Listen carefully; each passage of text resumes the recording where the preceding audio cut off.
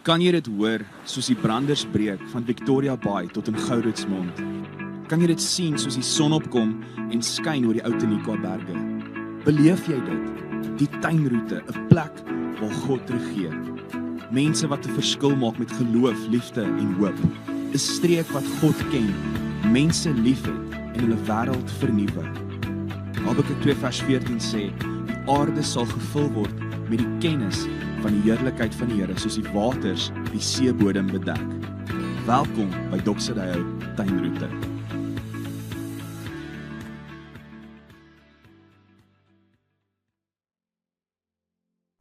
Goeiedag vriende, baie welkom by Doxodeo Tuinroete se aanlyn boodskap. Ek is Gerard, as ons nog ontmoet het nie, en dis my voorreg om vandag saam met jou weer uit die Bybel uit te kan kuier en met hierdie nuwe reeks waarmee ons besig is, verbeel jou. Maar voordat ons dit doen, kom ons bid eers saam. Hemelse Vader, baie dankie dat ons op hierdie manier tyd kan eenkant sit, bewus kan raak van U teenwoordigheid in ons, en onsself, ons hele menswees tot U beskikking kan stel. Dankie vir U Gees wat in ons woon en in ons werk. En ons bid nou, Heilige Gees, dat U ons sal kom vul en dat U U woord sal lewendig maak in ons gedagtes en in ons lewens. In Jesus se naam. Amen.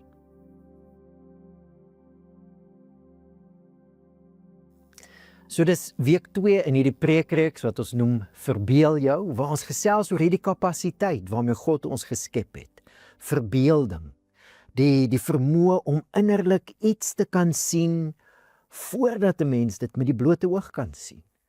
Verskillende maniere wat die skrif oor hierdie kapasiteit praat, the eyes of your innermost self, verligte oë van die verstand of die hart. Die King James vertaling gebruik baie keer die woord imagination of imaginations.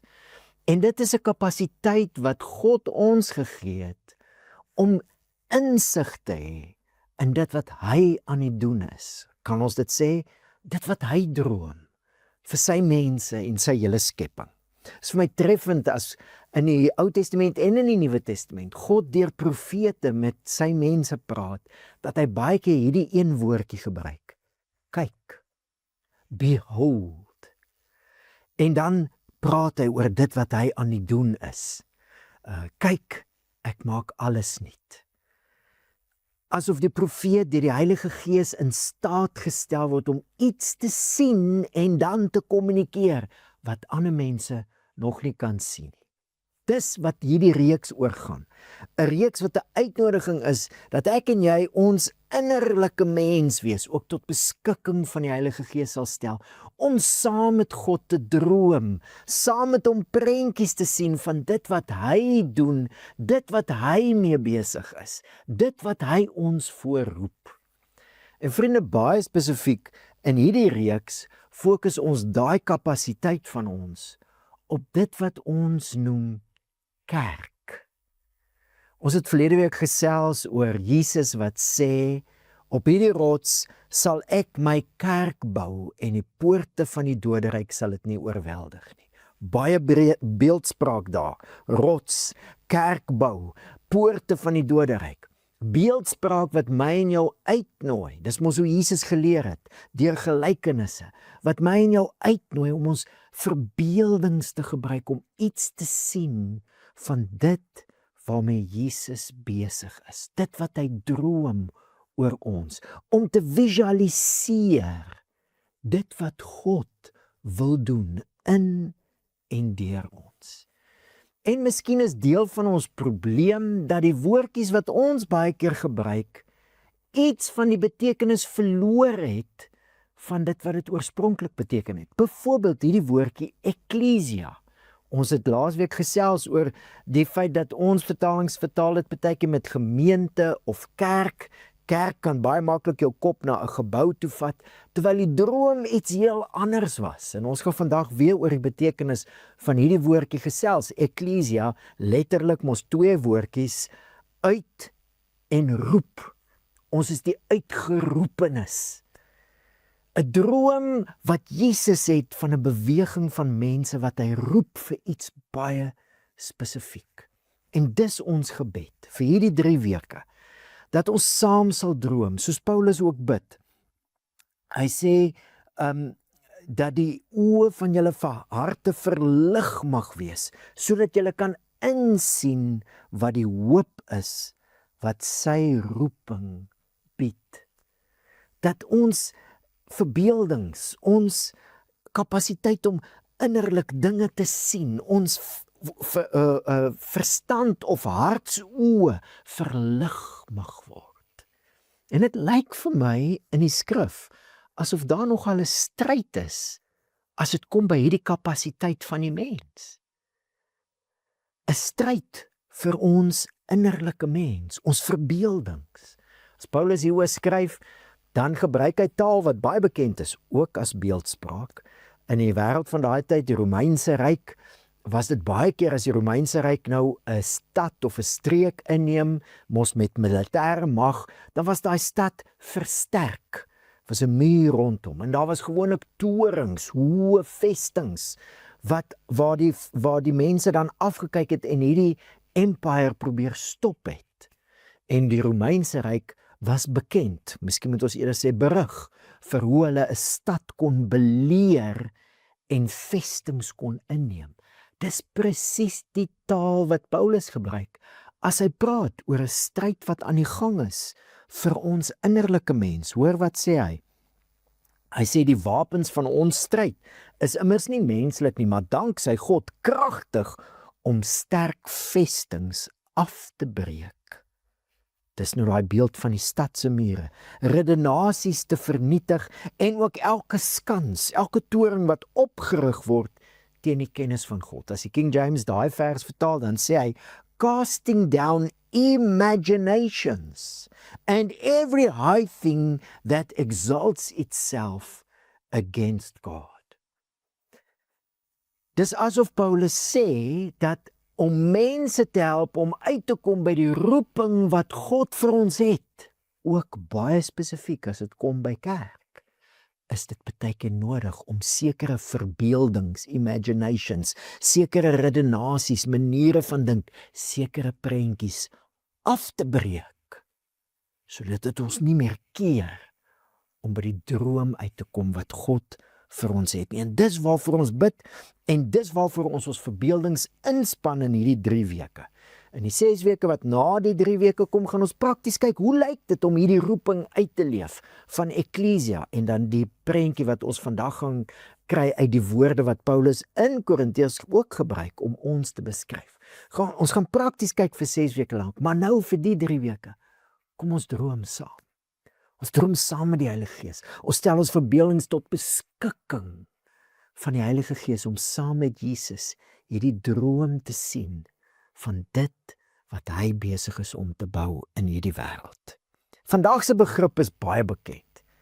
En jy weet mos, baie keer kan 'n mens so gewoond raak aan iets dat jy iets van die betekenis verloor. Ek ken nou nie 'n ander goeie storie nie as net daai ou storie wat ek al 100 keer vertel het en jy seker ook al 100 keer gehoor het, van die dogter wat by haar ma kom terwyl sy nou 'n bout in die oond gaar maak en sy vra van ma, hoekom sny sy die punte van die bout af voor sy dit in die oond sit? En haar ma sê nee, sy weet nie, hulle moet vir ouma vra, want dis hoe sy by ouma geleer het. Gelukkig bly ouma by hulle in die huis en hulle vra vir ouma en ouma sê nee, sy weet nie, hulle moet maar vir ouma Grootjie vra, want sy het dit by haar geleer. Ouma Grootjie lewe nog gelukkig en hulle WhatsApp call sommer ook net daar vir ouma Grootjie op aandrang van die dogter, want sy wil nou weet, hoekom sny mens die punte van die bout af? En sy vra vir ouma Grootjie, grootouma, hoekom sny mamma en ouma die punte van die bout af as hulle dit in die oond sit om gaar te maak? En ouma Grootjie sê, nee, sy weet nie vir wat doen hulle so simpel ding nie. In hulle tyd was die oonde baie klein, dis hoekom hulle dit moes doen. Maar sy kan nie verstaan, hoekom doen haar ma en haar ouma dit nou nog steeds nie?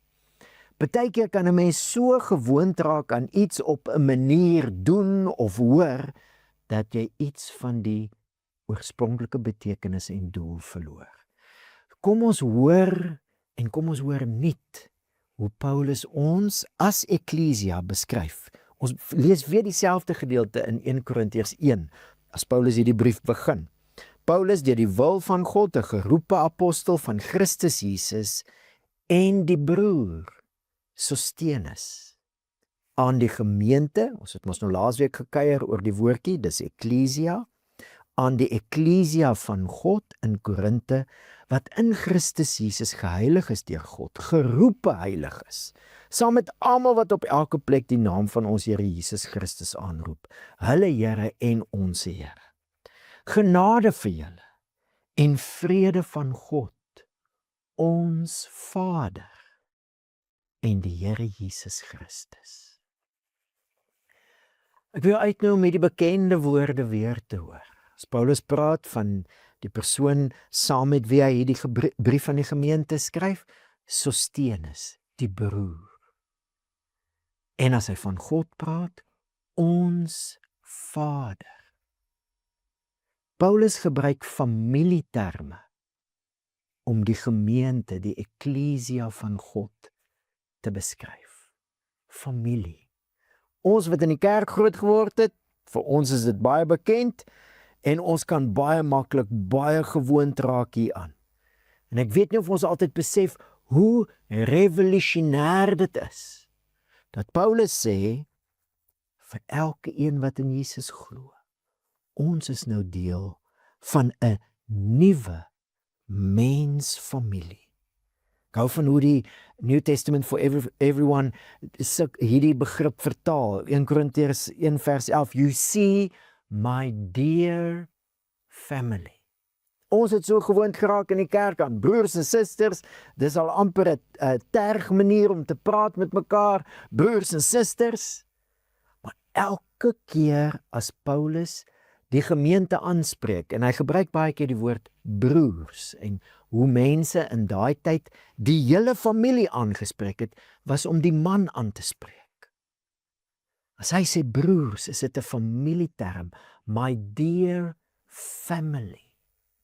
En besef ons hoe revolusionêr dit is, dat elke keer wat Paulus 'n brief vir 'n gemeente skryf, verklaar hy eintlik dat 'n nuwe mensfamilie tot stand gekom.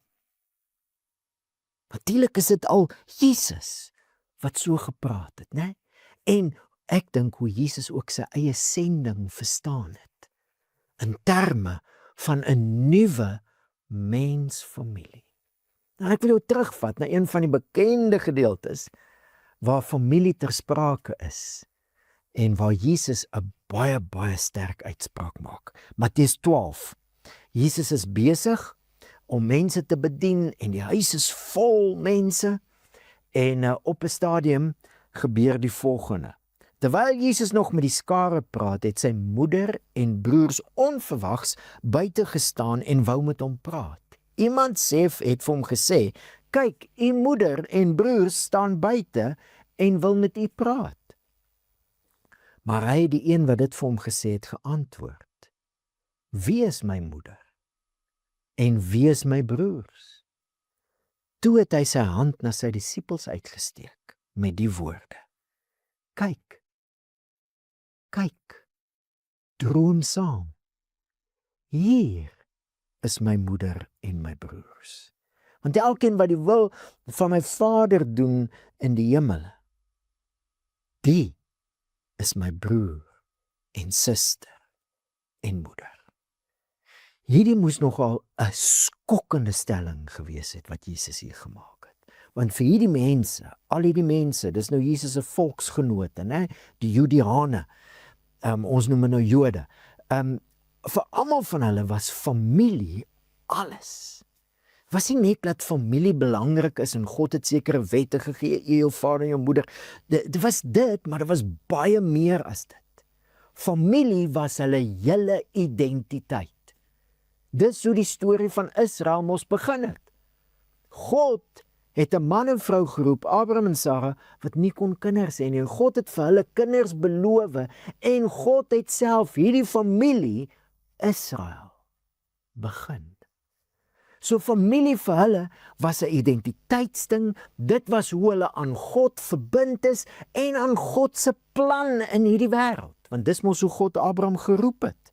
Nee, Dit was 'n roeping ter wille van die wêreld. Galasiërs 3 sê, die skrif het die evangelie reeds vooraf van Abraham verkondig. In jou sal al die nasies geseën word. Die hele aarde sal geseën word deur hierdie familie. So dit was identiteit, dit was doel en roeping, dit was 'n verbintenis met God vir sy doel in die wêreld. Al daai dinge, al daai hele identiteit was opgesluit in familie, bloedfamilie. En daar's natuurlik 'n hele storie agter die roeping van Abraham. As jy nou Abraham se roeping in Genesis 12 lees en jy hoor dat God sê vir hom, in jou nageslag sal die nasies van die aarde geseën word. En jy het nou die storie gevolg van Genesis 1 tot 11, dan sal jy hoor dat daar 'n breuk gekom het en dat 'n vloek deel geword van God se skepping, wat nie God se doel was nie. Hy het Adam en Eva geseën, maar deur hulle ongehoorsaamheid aan hulle roeping, het daar 'n vloek in die skepping ingekom. Vervloek is die grond om jou en wil, dorings en distels, met smart sal julle kinders maak. Nou kies God 'n familie van mense wat nie kan kinders hê nie, om iets in hierdie wêreld reg te maak, to reverse the curse, om lig vir die wêreld te wees. Al hierdie dinge is hoe die Bybel die storie van Israel vertel. En as ons dan kom by die Nuwe Testament, is dit baie duidelik dat Jesus die seun van Abraham is, die een wat daai belofte, daai verbond wat God met Abraham gemaak het, gaan vervul. Maar dan sien ons hier iets baie interessant. En ons sien dit eintlik in al die evangelies. Jesus is baie duidelik dat terwyl hy die verbond aan Abraham vervul, is hy ook besig om 'n nuwe familie vir God te skep. Baie treffend. En ek dink dis wat ons moet hoor hierso. Hierdie wat Jesus hier sê van, wie is my broers en my susters en my moeder? Wie is my familie? Is nie 'n stelling wat hy maak dat sy biologiese ma of sy bloedbroers en susters is nie vir hom belangrik nie, glad nie. Ek bedoel, hy hang aan die kruis en dan sê vir Johannes, jy moet sorg vir Maria. Die stelling wat Jesus hier maak en op baie ander plekke oor familie, as iemand agter my wil aankom en hy haat nie sy moeder of vader of broer of suster nie, is hy my nie waardig nie. Die stellings wat Jesus maak is 'n skokkende stelling vir die mense om hom, dat die familie van God gaan nie meer gedefinieer word deur 'n bloedlyn na Abraham nie, toe nie, maar die Jesus.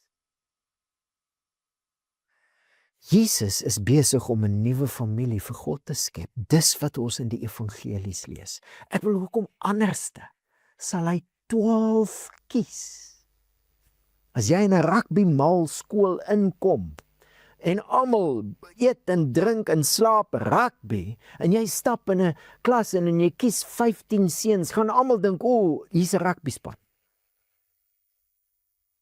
As jy 12 leiers kies in Israel, het almal geweet wat Jesus besig is om te doen. Hy is besig om God se familie, God se volk op 'n nuwe manier te definieer, aan mekaar te voeg. En dit gaan alles rondom hom. Hierdie is nie 'n prioriteitstelling as Jesus sê, wie's my moeder en my suster en my broers nie. Hierdie is 'n identiteitstelling. Ons gaan nooit ons bloedfamilie minderwaardig ag of minder belangrik ag, nooit nie. Dis nie waaroor dit hier gaan nie.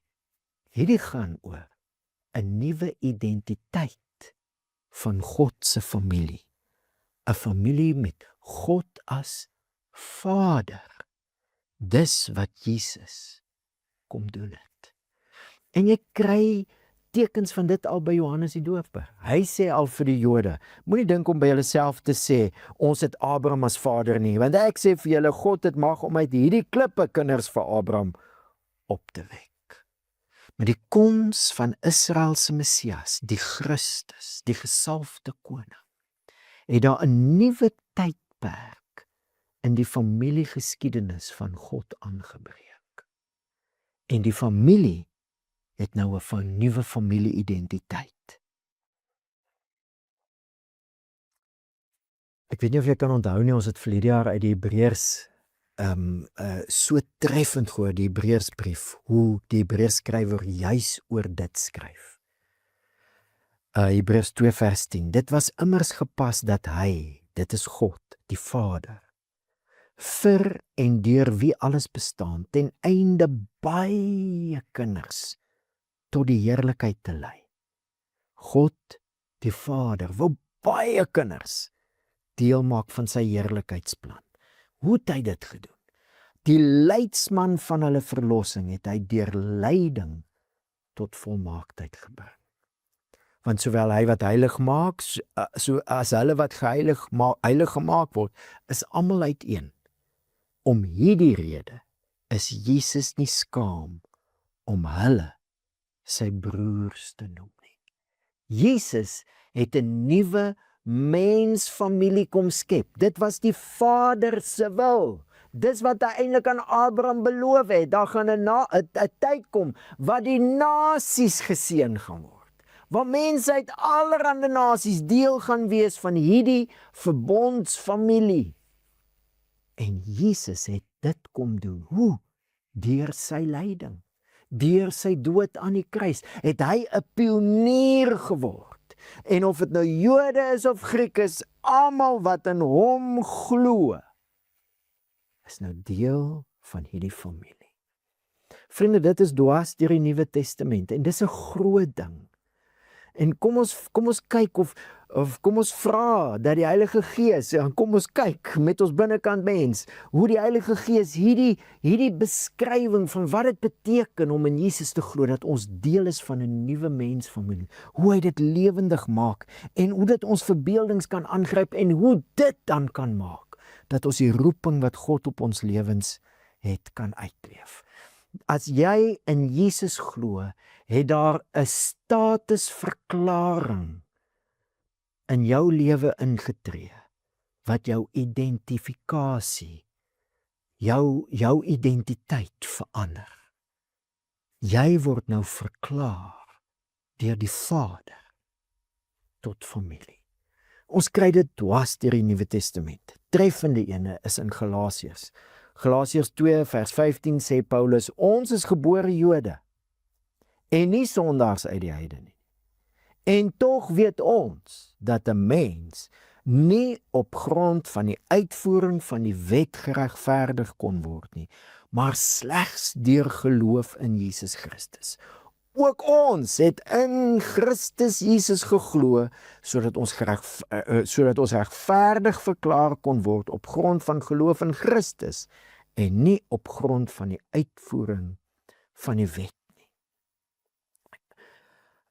Klomp tegniese terme wat Paulus hier gebruik om te sê, die wet het vir baie lank God se volk uitgeken.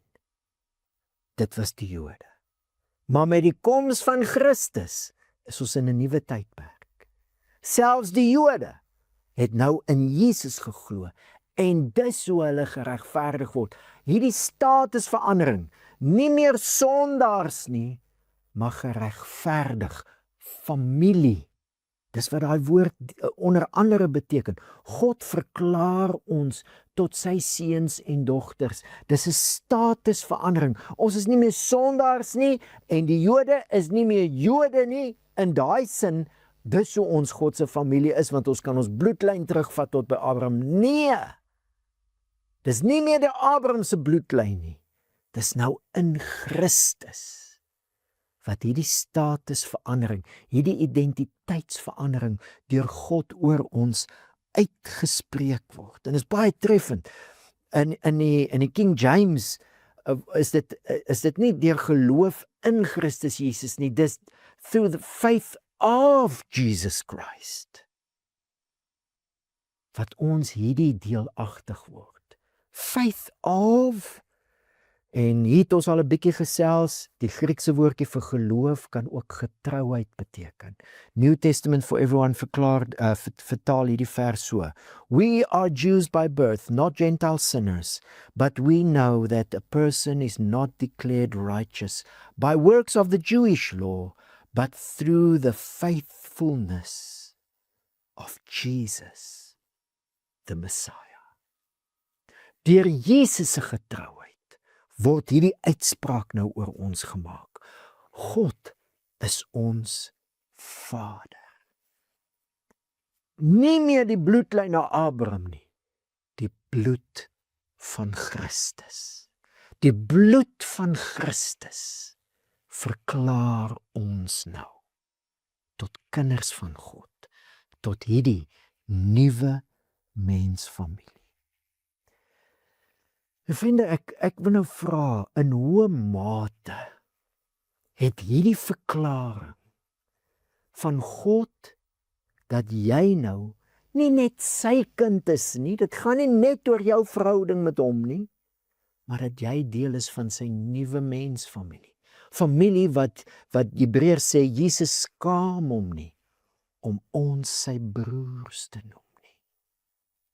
In hoe mate het hierdie verklaring van God oor jou al jou identifikasie, met ander woorde die manier hoe jy oor jouself dink, die manier hoe jy oor ander gelowiges dink, in hoe mate het hierdie verklaring jou verbeelding al aangegryp. Miskien imaginations afgebreek wat teen hierdie verklaring wil praat.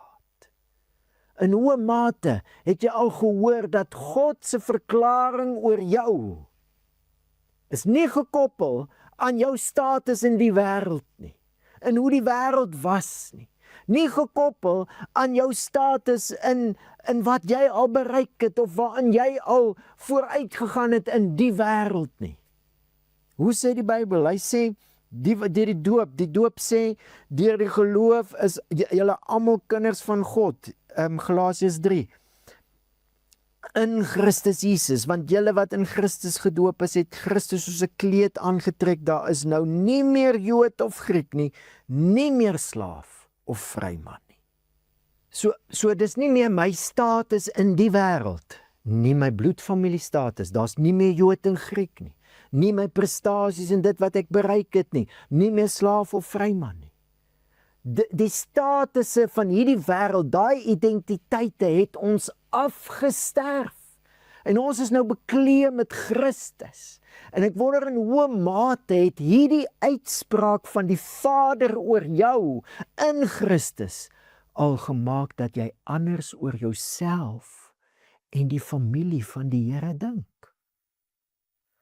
Ek kom agter dat baie mense sukkel om daai kopskuif te maak, 'n identifikasie, 'n identiteit wat nou in Christus myne is.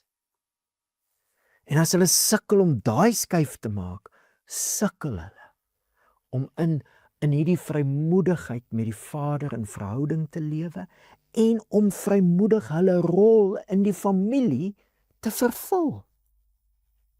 Soveel mense gaan kerk toe omdat hulle probeer om iets te bereik of hulle probeer om deel te wees van iets. Hulle probeer. Omdat hulle nog nie die identiteit skuif gemaak het. Maar in Christus is ek nou deel van die familie van die Vader. Deel. Jesus noem my broer. Ek is volledig deel. Ek gaan nie kerk toe in aanhalingstekens, om iets te probeer word nie. Ek is deel van die familie. En hoe leef ek hierdie deel wees van die familie uit? In 'n gemeente. In verbintenis met ander broers en susters. In hoe mate het hierdie identifikasie, hierdie uitspraak van die Vader, dat jy nou in Christus familie is, jou manier van dink oor jouself en ander gelowiges al verander. En Dr. Sadeu praat ons van familie op missie. Dit is natuurlik 'n heel ander prentjie wat ons in die skrif kry oor uitverkiesing, né? Van Israel se tyd af al, van Abraham se tyd af. As God kies, is dit nie omdat hy party kies en ander los nie. Dis nie uit verkiesing nie. God kies ter wille van wat hy in die wêreld wil doen. En jy gaan nie jou rol vervul in die familie as jy nog probeer om 'n kind van die Here te wees. As jy nie volledig hierdie Christus-identifikasie aantrek soos 'n kleed. Ja, miskien is die baadjie bietjie groot en jy gaan in hom ingroei. Ek is nou deel van hierdie familie. Ek moet nou die familietaal en gewoontes aanleer. Ja, ons gaan groei. Maar dit maak ons nie meer deel nie. Net soos met Abraham en Sarah. Is dit God wat hierdie familie begin het? Dis nie mense nie. Net so met ons. Dis deur Christus se getrouheid wat God hierdie verklaring oor jou en my maak wat in Jesus glo. Familie. Ons is geregverdig in Christus. 'n Statusverandering, nie meer sondaars nie. Familie. En as God mense tot familie roep en maak, is dit vir wat hy in die wêreld wil doen. Familie op missie. Een van die woorde wat dit so mooi uitbring is die woordjie koinonia. Ons het al baie oor gesels. Maar in daai wêreld was dit baie algemeen. Lees nou maar ook selfs die stories van Jesus wat vir Petrus hulle roep.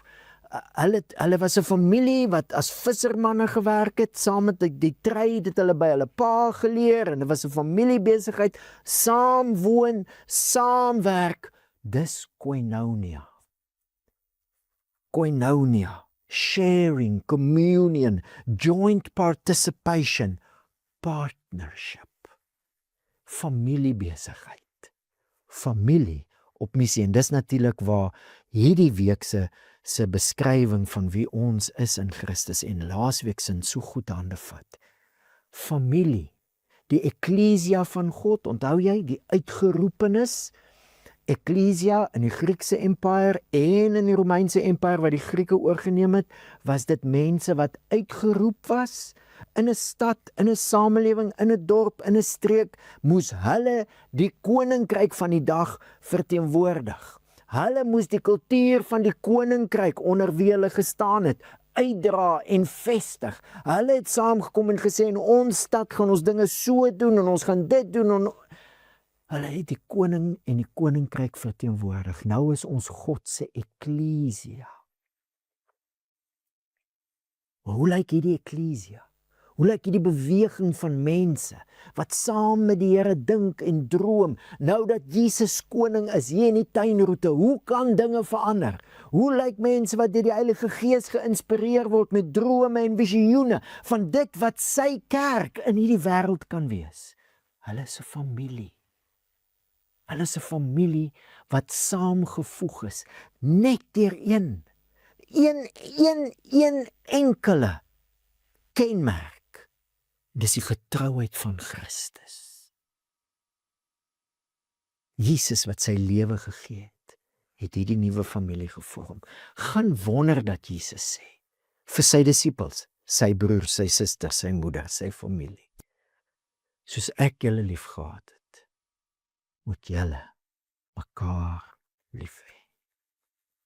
So ek wonder in hoe mate het hierdie nuwe mensfamilie al jou verbeelding aangegryp. Dat Jesus ons nie net in 'n verhouding met die Vader herstel nie, maar in 'n nuwe verbintenis as 'n nuwe mensfamilie saamgevoeg het ter wille van sy koninkryk. En onthou wat Paulus sê, né? Hierdie geroepe heiliges in Christus aan die gemeente van God in Korinte, saam met almal wat op elke plek, as jy die naam van Jesus aangeroep het, dan is jy deel van hierdie familie. Hierdie familie vat verantwoordelikheid. Ons is in vennootskap, verantwoordelikheid vir hierdie boodskap van God se koninkryk. Verantwoordelikheid dat nog mense kan hoor, die koning roep hulle. Hierdie familie vat verantwoordelikheid om mense te verwelkom in die familie in. Dis wat hier fout was, né? In Galasiërs en in Korinte. Ou identiteite het begin kop uitsteek, né? Die rykes in Korinte het neergekyk op die armes. Van die mense met sekere gawes het gedink hulle is belangriker, of sekere kennis het gedink hulle is belangriker. En hulle het iets verloor van die gelykheid in Christus. Ons is almal seuns en dogters van die Vader. Galasiërs dieselfde, ou identiteite. Die Jode wat in Jesus glo het altyd saam met die nie-Jode wat in Jesus glo om die tafel gesit, want dis wat familie doen. En toe kom maar Jode uit Jerusalem uit en ewe skielik split hulle die family. En Paulus sê, nee, dit kan nie, die evangelie is op die spel. Want God het gedroom dat daar mense wat deur die liefde van Christus aan hom as Vader en aan mekaar as familie verbind sal wees. Dat deur hulle gaan hy sy koninkryk, sy kultuur vestig. Ons is sy eklesia, 'n familie op missie.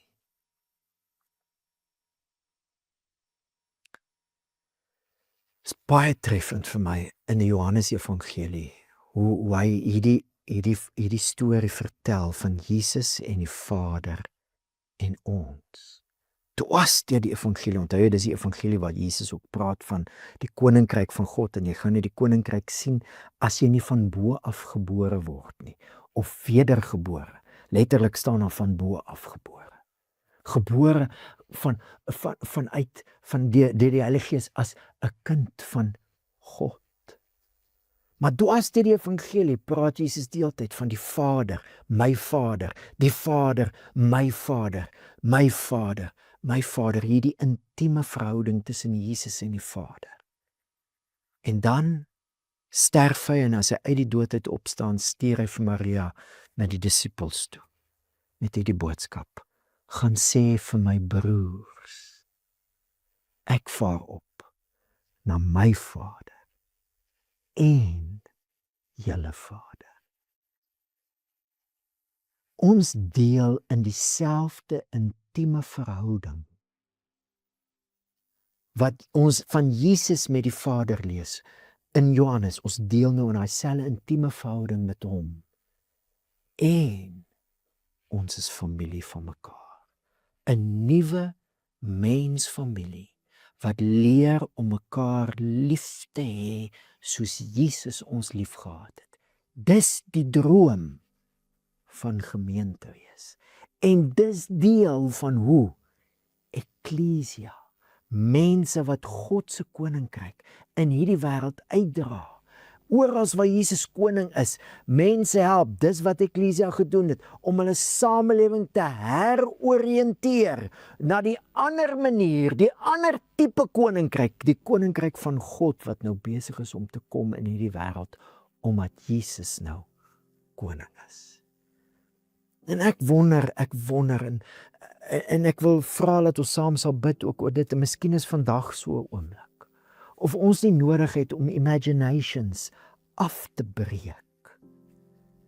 Identiteite, dinge wat ons nog gevange hou, dat ons nie hierdie droom van familie kan realiseer, van eklesia kan realiseer en kan uitleef nie. Jesus se bloed het jou nou deel gemaak van God se wêreldwye familie, sodat ons sy familie op missie kan wees, sy koninkryk kan uitdra. Hoe kan dit lyk? Hoe kan dit in jou omgewing lyk? Hoe kan dit in jou werk lyk? Hoe kan dit in jou buurt lyk? As almal wat in Jesus glo besef, ons is familie. Ons begin vir mekaar omgee. Wat 'n effek, wat 'n impak sal dit op die wêreld hê? Wat 'n impak sal dit op ons as sy gemeente? Kom ons droom saam, en dan in die 6 weke wat kom, ons skop die 16 Augustus daarmee af, gaan ons prakties kyk, hoe leef ons hierdie roeping ook uit, om die familie van Christus, die broers en susters, op te bou, mense te verwelkom, mense te help om te groei in hierdie familie, want in enige familie is daar kinders en mense wat meer volwasse is, mense te help om te groei, sodat ons almal hierdie roeping kan uitleef, om God se familie te wees in hierdie wêreld, vir sy koninkryk besigheid, sy koinonia. 1 Korintiërs 1 vers 9, ek lees uit die New Living Translation. God will do this, for he is faithful to do what he says, And He has invited you into partnership with His Son, Jesus Christ, our Lord. Kom ons bid saam. Here, ons het baie keer al hierdie woorde gebruik. Ons is kinders van die Vader. Ons is broers en susters. Ons kom bid vandag vir 'n nuwe visie van 'n nuwe mensfamilie, waar ou identiteite nie meer bepaal hoe ons saam as familie werk vir U koninkryk in hierdie wêreld nie. En ons hoor hierso, Here, dit is U getrouheid. Dis U wat ons geroep het in hierdie partnership in. Ons bid vir die werking van U Gees, dat U verbeelding sal afbreek, dinge wat ons dink oor onsself, dinge wat ons dink oor ander mense, en dat U sal hierdie visie van 'n nuwe mensfamilie opbou. En ook, Here, wanneer ons dan nou kom by die praktyk, dat U ons sal lei, Heilige Gees, prakties. Hoe leef ons hierdie roeping van familie wees uit? Ons bid dit in die naam van Jesus, en ons bid dit, Here, vir dit wat U gedroom het, dit wat U wil doen, dit waarvoor U ons gekies het in hierdie wêreld. In Jesus se naam. Amen. Vriende, was lekker om saam met jou te kuier, en ons sien mekaar volgende week wanneer ons verder gesels oor verbeel jou.